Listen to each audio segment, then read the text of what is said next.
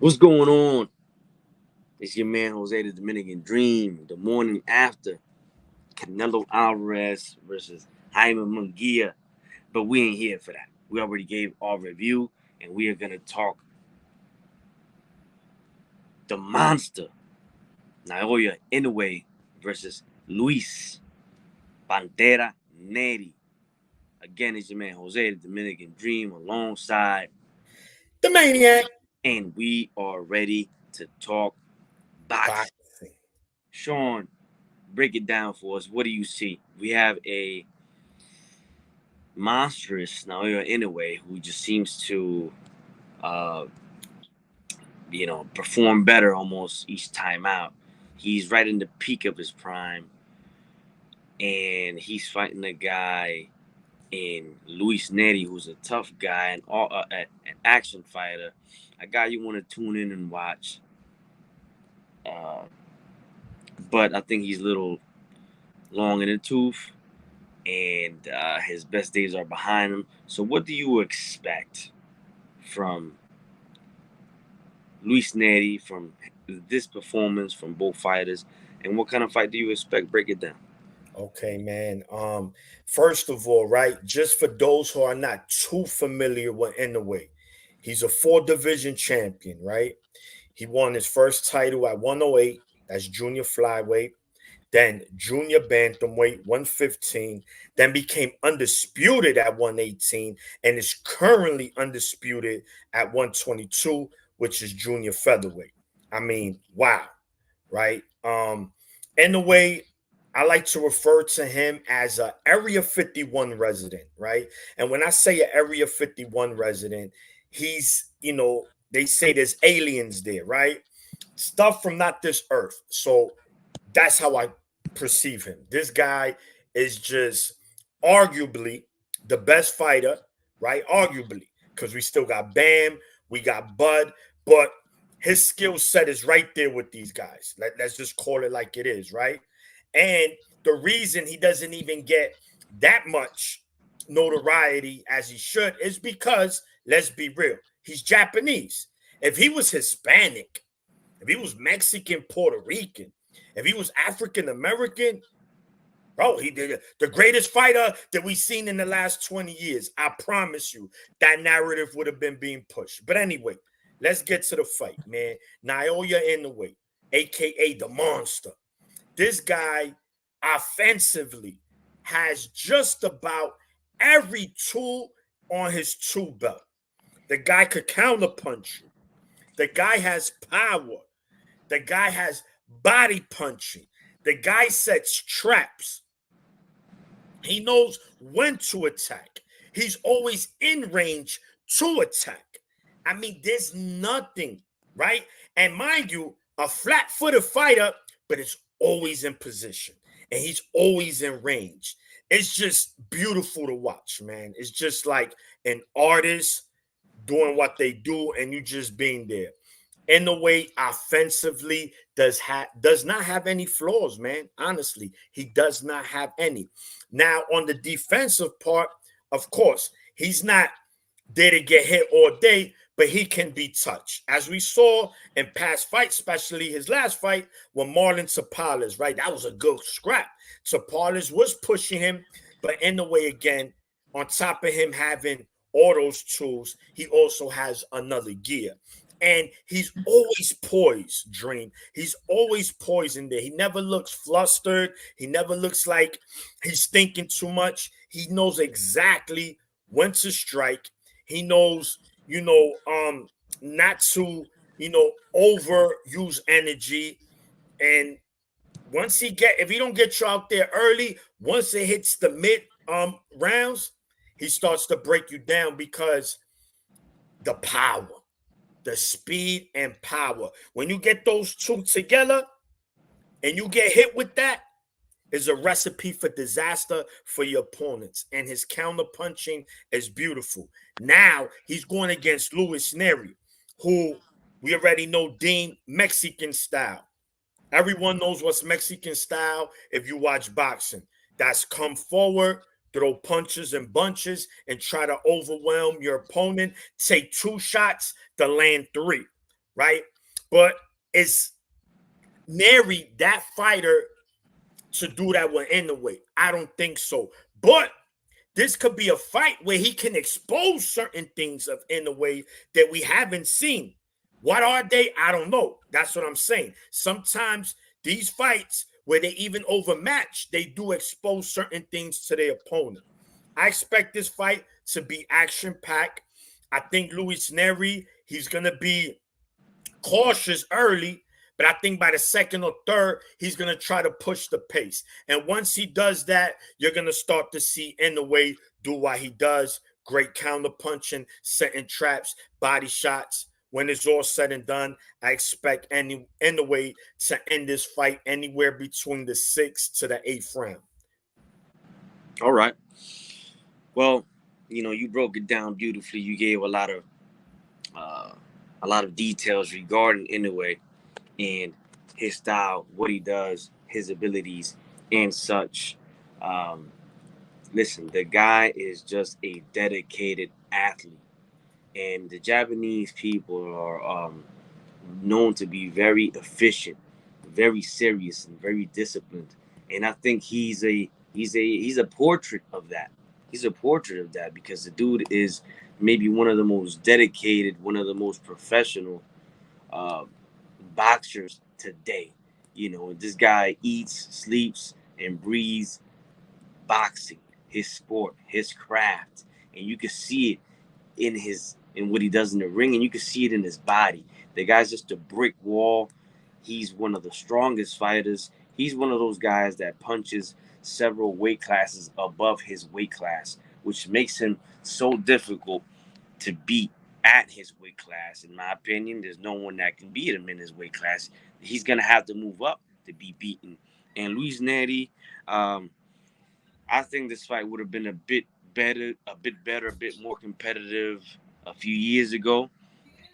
Not that in a way it was ducking Luis Nery or anything like that. It just so happened that this is when the fight is happening. But it's a great action fight, and it's gonna be good while it lasts. But I don't. I'm gonna make this statement in a joking manner. We know boxing is a dangerous sport, so we definitely don't want anyone to get hurt, and Mhm. people do. But just for the example of it, Luis Nery, he on death row right now.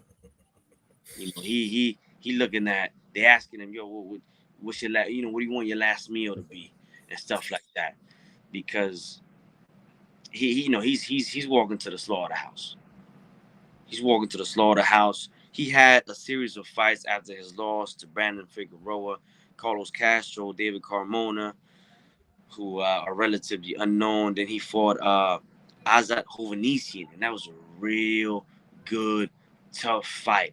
Action packed. Absolutely.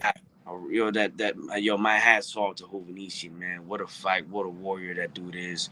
I think he simply didn't have the tools, maybe didn't have the experience to step on the gas and really take Nery or get Nery out of there. But Nery looked very vulnerable in that fight, and he got hit a lot. He sustained a lot of punishment.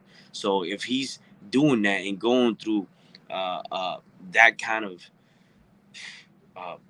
withstanding that kind of punishment and walking through that kind of fire, fighting a guy Hovhannisyan level, then there's really not much he could do against Naoya Inoue. I think, like you mentioned, and maybe some things you didn't mention, Naoya Inoue, he doesn't really waste much. He doesn't waste punches. He doesn't really.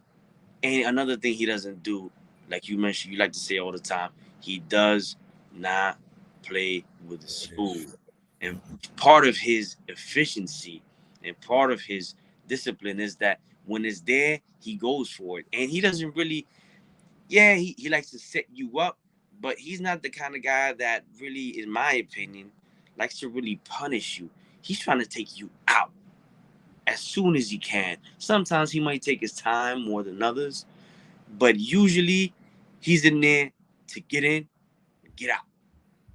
He's in there to do his job, and that is to execute, take you out, show what he has, show that firepower, and he has this quiet arrogance about him, where he knows, yeah, he doesn't talk much like most Asians, but his body language, his demeanor lets you know, dog, listen, I'm the shit, and I'm gonna show you. I got some tricks in here. I'm a magician, and you about to get ready to see. I don't even gotta say nothing. So he has that thing about him, and in this fight, it's gonna be no exception. He's gonna demonstrate that. Um, I think it's gonna be fireworks while it lasts. But realistically speaking, if Naoya Inoue does his usual, trying to get in, getting out, this fight doesn't go past 4 rounds. I say 3 to 4 rounds. Naoya Inoue by uh, destruction. That's what I Yeah, think will happen. yeah, Um, man. And that was, well said, man. And he has a seven KO streak going into this fight, right? His last time he went the distance was in 2019 against Nonito Donaire, right? And then in the rematch, it wasn't even a fight. Maybe in 2 or 3 rounds, he got Nonito out of there, it was an right? So yes, in a way, he definitely doesn't play with his fool. He does not. He does not get paid. He said, "I don't get paid for overtime." He just doing his 40 hours and he's out. And he demonstrates that every time he's in the ring. And he's a true professional, right?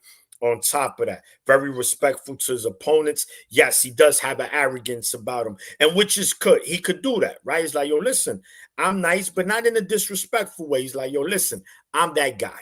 Yes.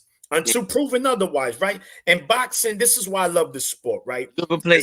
You ever play like Street Fighter or Oh yeah. one of them games, and then they got a little storyline, and the character go like, hmm, like he nice, Yeah. like, or you fight, or you order those karate movies where they get to that one bad guy, Yeah. he got that smirk on his face because that's the kind of Yeah. which is it's kind of Yeah. fun. And it's no now that you mentioned video game, now you made me come up with a reference now. Naoya Inoue, he's the final boss in the game. Let's just put it like that, right? And that's why he is. He's the final boss in the game, right? So, You gonna have to find cheat codes to beat him, type shit. yeah, you do. Now, this is what I want to ask you, right? Obviously, he won the undisputed back in December, right? He's back in May already. I believe he wants to fight another 2 more times this year, which I love. Activity. But we did notice, right? Once he became undisputed at 122, he decided to stay here, right? Make a couple of defenses before making the leap to 126. Now, something you mentioned earlier, which I even forgot to mention, which is great. He does, without a doubt, punches above his weight class. That is no doubt about it, right? So I think even at 126, maybe the power might peak at 130, but I think at 126, he will not lose any bit of that power No, if he he was to punches. go up there. He Would you punches like like to see 130, him? 135 pounder, no doubt. Would you like to see him go to 126 soon? Or you okay with him making numerous defenses at 122? Although he's the undisputed champion at 122. Well, it depends who's at 122 for him. I got to look at the list of the top 10 fighters at 122 pounds. But that being said, him being just too good, too strong for his weight class, yeah, I would like to see him move up just so he could challenge himself more, and so we could see more competitive fights, because at his weight, it seems like he doesn't have much competition. Speaking about something that you mentioned, him being on a 7 knockout streak, Luis Nery is on a 3 knockout streak. So he had 4 fights after the Figueroa loss, and his last 3 fights, he's won by knockout. So it should be entertaining. His last fight was against Froilan Saludar, a Filipino fighter, and the dude came to fight. The fight was in Mexico. The dude has a decent KO ratio, like a lot of Filipinos do, but Nery overwhelmed him. Nery was just the superior fighter, but make no mistake about it. He was throwing wide punches. Nery's a guy who doesn't throw straight punches. He throws these kind of wide, round punches. So Yes. he's definitely there to be hit, like you mentioned. Inoue also is, and partly not because he's too bad defensively, but because when you're such an offensive fighter, you're gonna get hit because you're gonna be you take risks, and when you take risks, you get hit. But so three knockout streak versus seven knockout streak, it should be fireworks. While it lasts, in my opinion, the stronger that and the harder that Luis Nery comes, the quicker that he goes out. Yeah. So at 122, right? The top 10 as per ESPN. I know you normally go through BoxRec, and I think I'll go more with BoxRec because I know ESPN does have slight bias when it comes to certain things and fighters and promotional companies. So they have, of course, in the way number one. They still got Stephen Fulton at two, although he already mentioned he's going up to 126. Luis Nery number three. Marlon Tapales number four, which he already beat. Mumajan Akadayev, Akhmadaliev. That's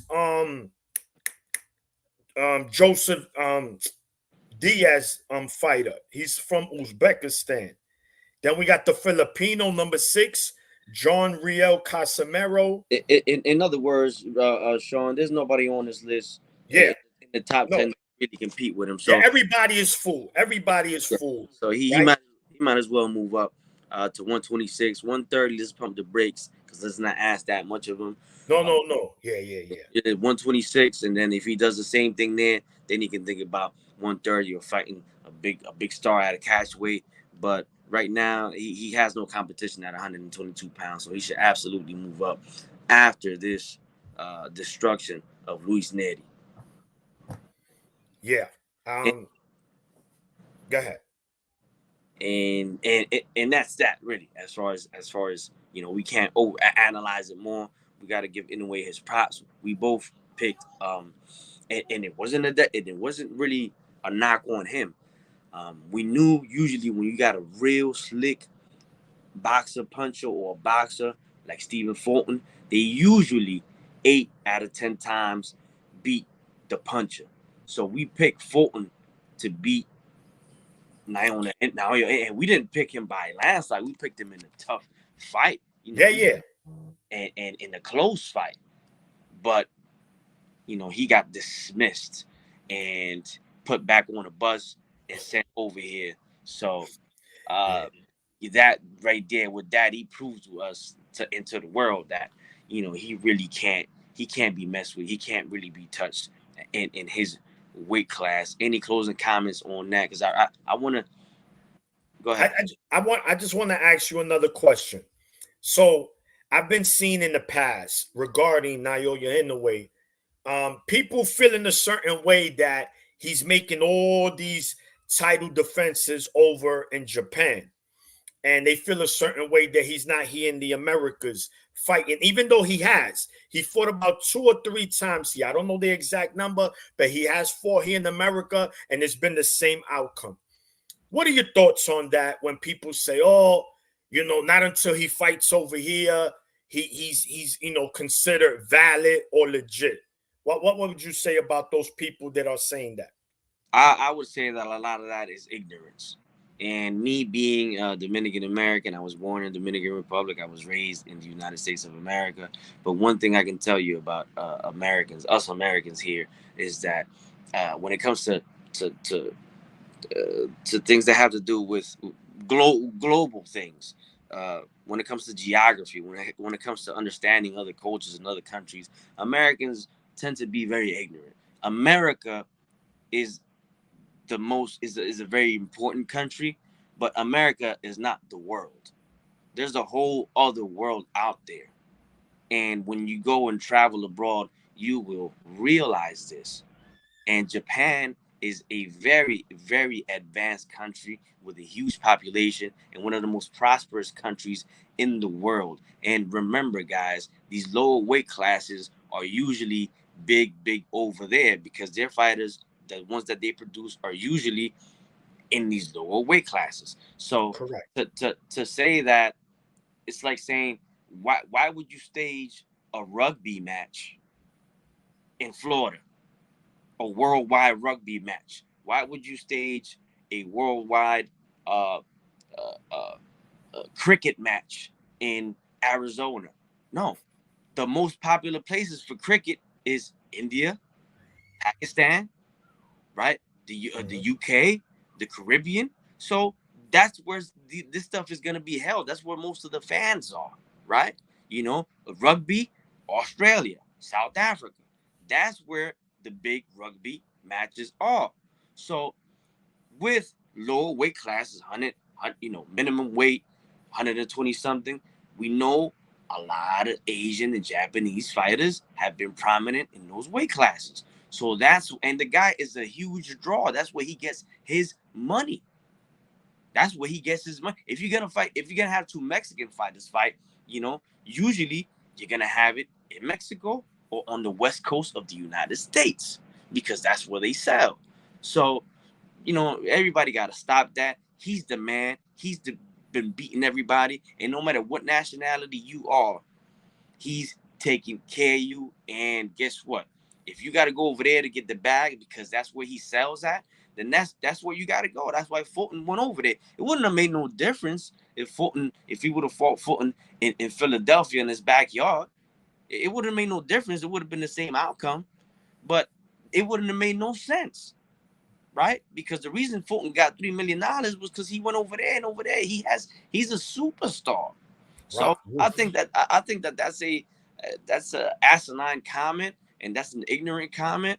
Japan is a huge country, one of the oldest cultures in the world.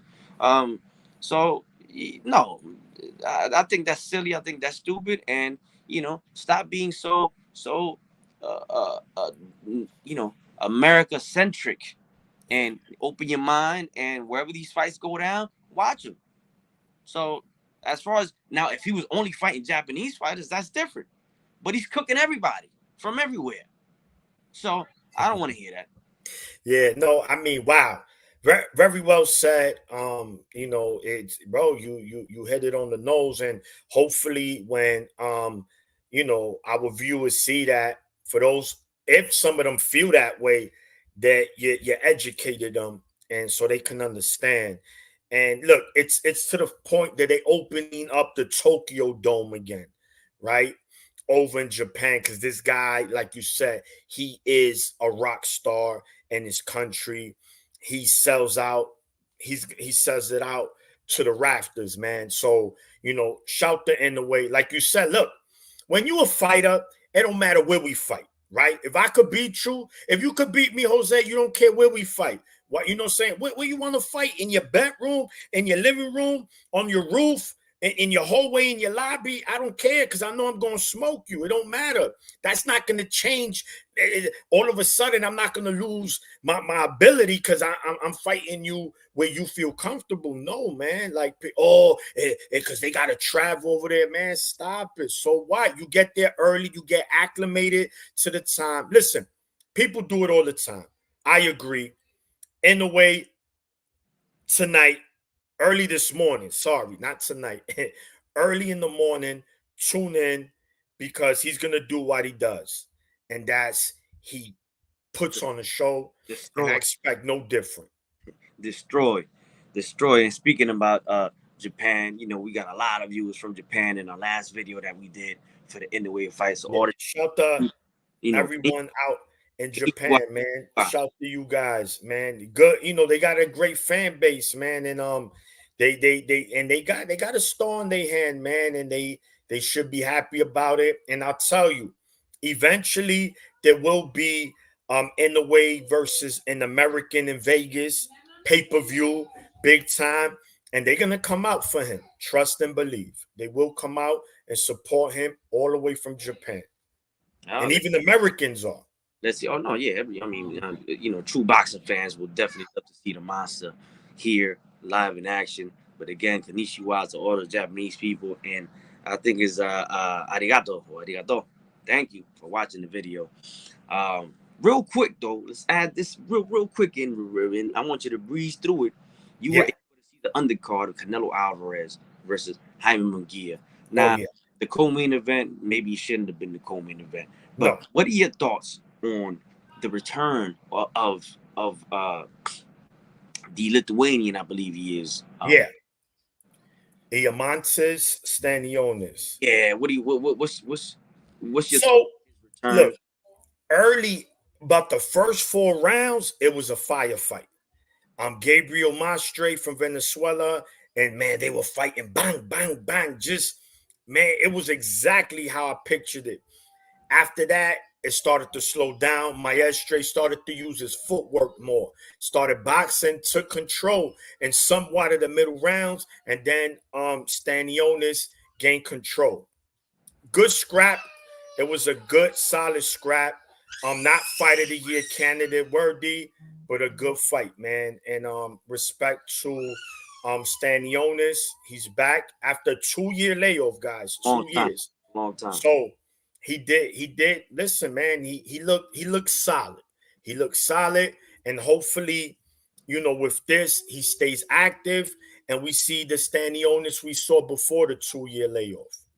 All right, now moving on to the fight after that, and this one is important related to this video because Omar Figueroa is a guy who's in and around that weight class. Brandon. Uh, uh, uh Brandon Figueroa. I'm sorry, Omar is his brother. Uh, Another fighter, a good scrappy fighter, very similar style to his brother. Yeah, But Brandon, same style.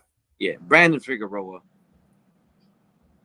is an all action fighter. He makes it ugly, but he makes up for it because he comes to cook, and if he can get you out with the pressure, you see he got Magdaleno, who was fighting a good fight, but I think he was a bit outsized.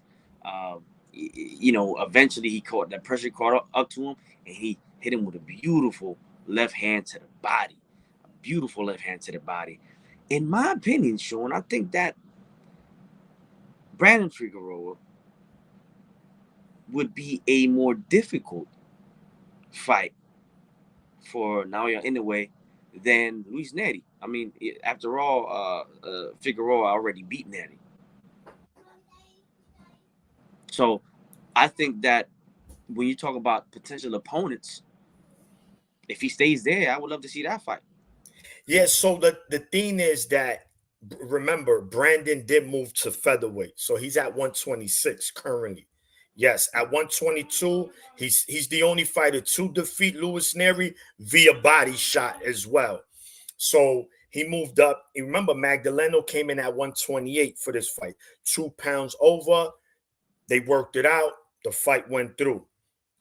To your point, he was outside. So I think the team said, yo, listen, let's try to come in a little overweight. So it's not that much of a size difference, but that didn't matter because, Figueroa, his fighting style, like you said, it's not the prettiest, but it gets the job done. And he comes to fight. He's not there to play with his fool neither. He's not there to pity pat you to a decision. He's there to take you out. And that's why he did. He caught up to Magdaleno. Magdaleno couldn't get away.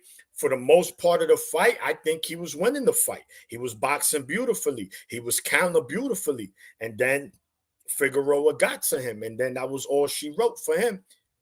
All right. Well, even though he's at 126, I'm sure to fight in a way they can make some arrangement. But he is a big guy, so I would not recommend him coming back down to 122. And I don't think anyway is the guy that's gonna do any catch weights or anything like that. So with that being said, I guess that's out of the question for now. Anyway, again, we both have uh, my prediction is Naoya anyway in 3 to 4 rounds. It could last a little longer, but it doesn't go 12. So we both have Naoya anyway smoking Luis Nery, and that's that. This has been another episode of the Boxing Roundtable. You already know your man Jose the Dominican Dream and your boy. The Maniac. We out. One.